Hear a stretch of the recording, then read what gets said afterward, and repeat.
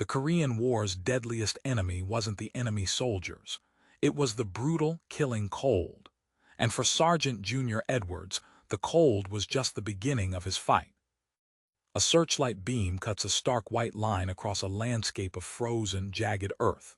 Snow, whipped by a relentless wind, clings to the splintered husks of pine trees.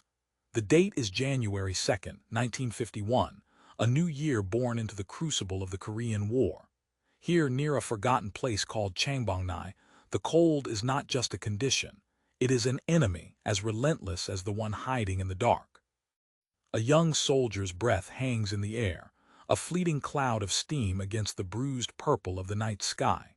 His gloved hands tremble slightly, gripping the cold steel of his rifle. This is the front line, a fragile thread of men from the American 23rd Infantry Regiment, stretched thin across the unforgiving Korean peninsula. They are a wall of flesh and bone against a tide they can feel, but cannot yet see. Among them stands Sergeant First Class Junior Edwards. His face is a mask of calm, carved from years of service, the lines around his eyes deepened by the frost and the constant strain of command. He scans the darkness, his gaze sweeping over the low ridges, his posture a silent testament to the heavy weight of responsibility.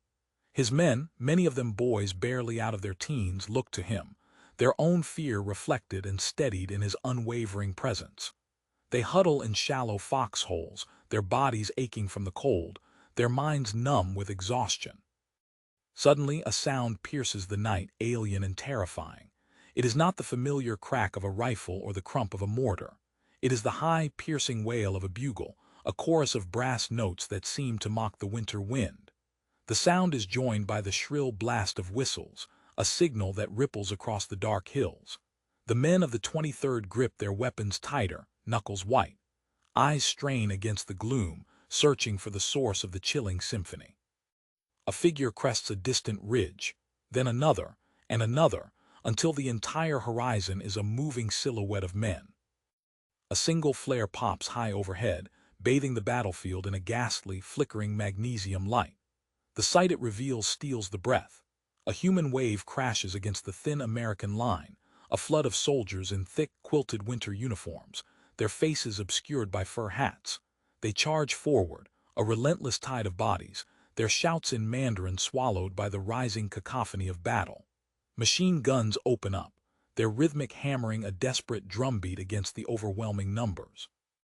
Muzzle flashes light up the smoky air in strobing, violent bursts. Tracers, red and green, stitch fiery lines through the darkness, crisscrossing over the snow-covered no-man's land. The American line bends, then shatters.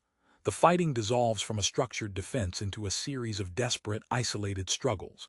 A platoon on the flank is swallowed whole, their position simply vanishing in the chaos. Sergeant Edwards' platoon is hit next, a sledgehammer blow that sends men reeling. The enemy is suddenly among them, a phantom army emerging from the darkness. A bayonet glints in the flare light. A grenade explodes, throwing up a fountain of frozen earth and snow. The carefully dug defensive positions become traps, pockets of frantic, hand-to-hand combat. Sergeant Edwards moves with a purpose that cuts through the panic, his M1 carbine barking in short, controlled bursts. He is a whirlwind of focused violence, a rallying point in the swirling chaos. He shoves a fresh magazine into his weapon, his movements economical and swift, honed by experience. He sees the platoon collapsing, the men being cut off, surrounded. Survival is no longer about holding the line, it is about escape. His voice, a low, steady anchor in the storm of gunfire, cuts through the din, gathering the few men still standing near him. He points to a shadowed ravine, a potential path out of the closing trap. They fight their way out, a small, desperate island of resistance moving through a sea of enemies. They leapfrog from one frozen ditch to the next, providing covering fire for each other.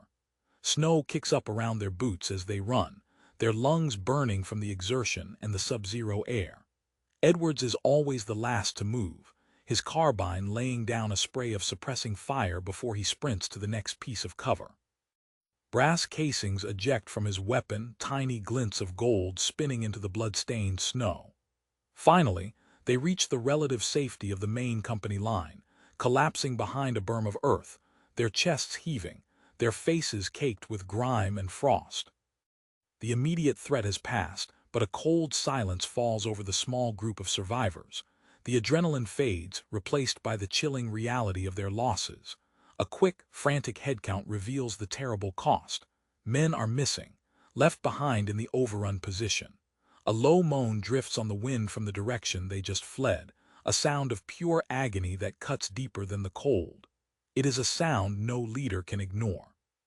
Sergeant Edwards looks at the faces of his remaining men, their eyes wide with trauma and exhaustion. He makes a decision, not with words but with action. He checks his ammunition, his jaw set in a line of grim determination. Without a word, he turns and begins to move back into the darkness, back towards the lost position, back into the heart of the enemy's assault. The shadows swallow him almost immediately.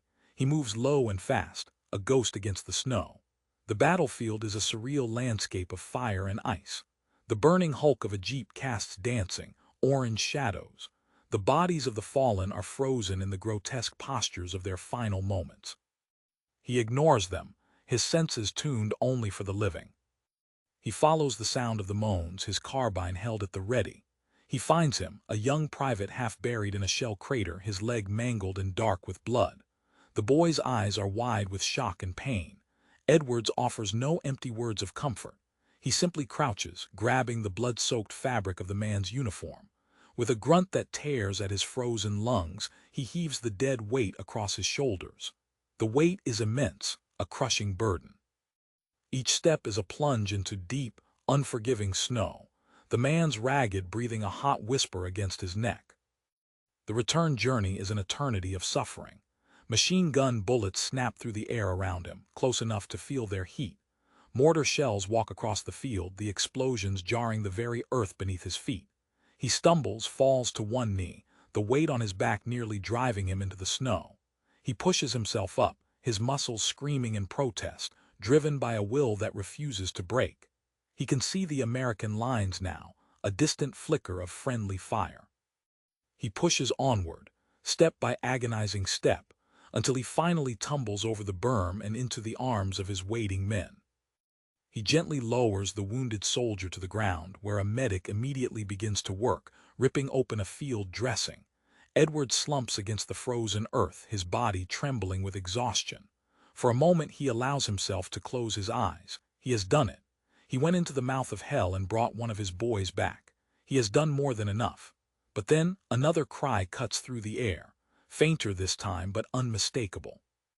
Another one of his men is out there, wounded, alone in the dark. A look passes between Edwards and the other soldiers. They know what he is going to do before he even moves. He pushes himself to his feet, his body protesting every motion. He picks up his carbine, its wooden stock now feeling impossibly heavy. He gives a single, sharp nod to his men, a silent promise and a farewell. He turns his back on the safety of the line and plunges once more into the swirling chaos of the night. He is a solitary figure, moving with impossible resolve toward the sound of enemy guns. This time, the scene unfolds from a distance. A lone silhouette is seen moving across the snow, a clear target against the stark white backdrop. From a concealed Chinese machine gun nest, a gunner squints, centering the American sergeant in his sights. A long, sustained burst of fire erupts from the position. The red tracers converge on the lone figure. For a fraction of a second, Sergeant Edwards' body is illuminated by the fiery streams of lead. He stumbles, his forward momentum carrying him a few more steps before he collapses, a dark shape disappearing into the white snow. And then, there is only silence from that part of the field. As dawn breaks, it reveals a scene of utter devastation. The first rays of the sun paint the sky in pale shades of pink and gray, casting a soft light on the scarred and frozen battlefield. The attack has been repulsed, the enemy has pulled back. The silence is profound, broken only by the mournful whistle of the wind through the shattered trees. The survivors of the 23rd Infantry Regiment stand in stunned silence, their faces hollow, their eyes reflecting the horrors of the night. In the distance, lying in the snow between the two lines, is the body of their sergeant. A man who faced the storm not once but twice to save his brothers. He fought his way out, only to willingly go back in. His final act was not one of defense but of rescue. For his extraordinary heroism, his unwavering devotion to his men, Sergeant First Class Junior Edwards would be remembered. His sacrifice a testament to a courage that burned brighter than any flare in the darkest, coldest night of the war. Tell me your favorite war story I should talk about next. Don't forget to subscribe and like the video.